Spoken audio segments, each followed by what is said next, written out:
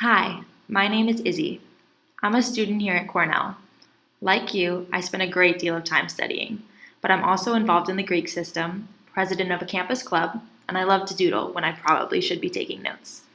I was also born intersex, something you wouldn't necessarily be able to tell about me at first glance.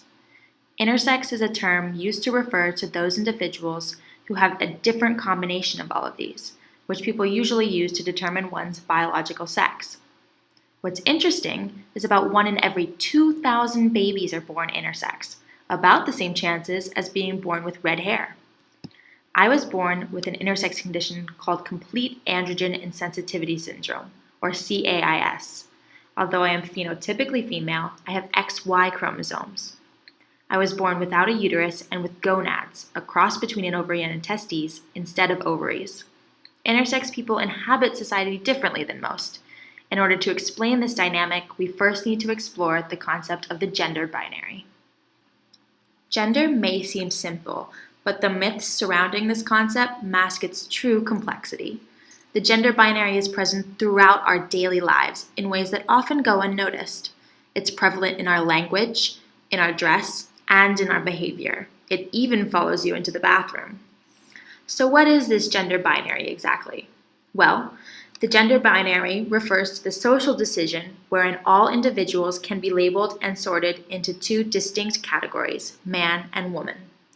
This classification of behavioral expression is based on an individual's anatomical sex assigned at birth, a coupling that fuels the misconception of gender as inborn.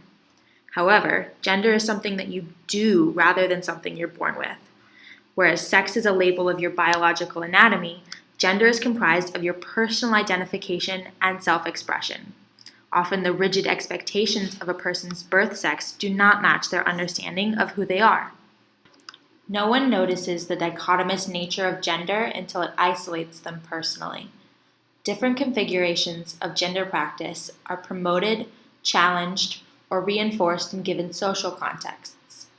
The perpetual reinforcement of the gender binary is incredibly problematic.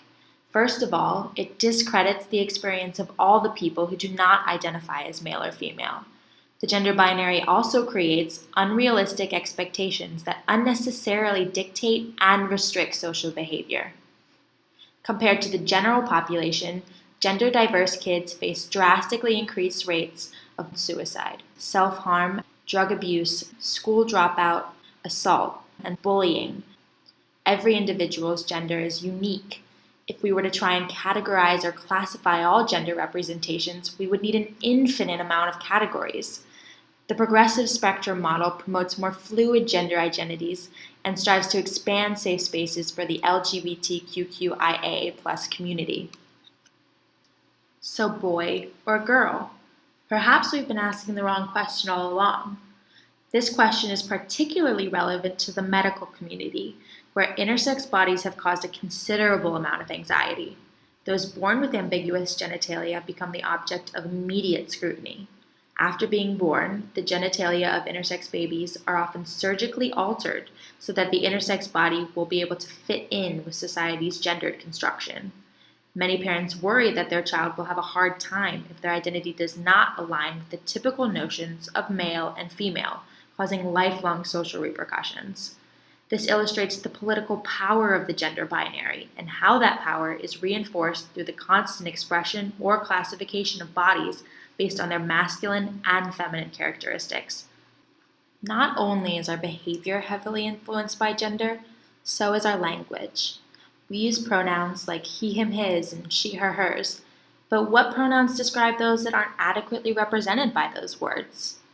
In addition to traditional gender pronouns, these alternatives exist, along with many others. If you don't know an individual's preferred gender pronouns, ask.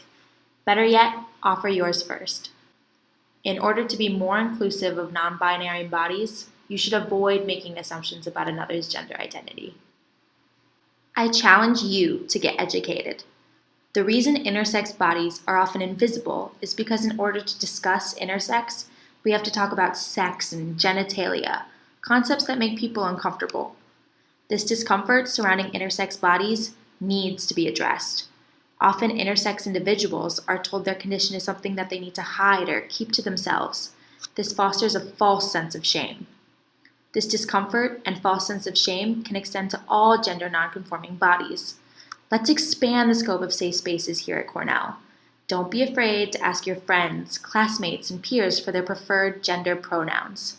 Use them not just as a way to properly address an individual, but also to show your support as an ally for the LGBTQIAA+ community.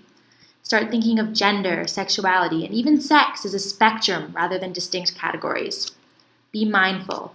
Help create safe spaces. Take the time to think about those identities which differ from your own. And remember, every single person you will ever meet is fighting a battle that you know nothing about. So be kind, always.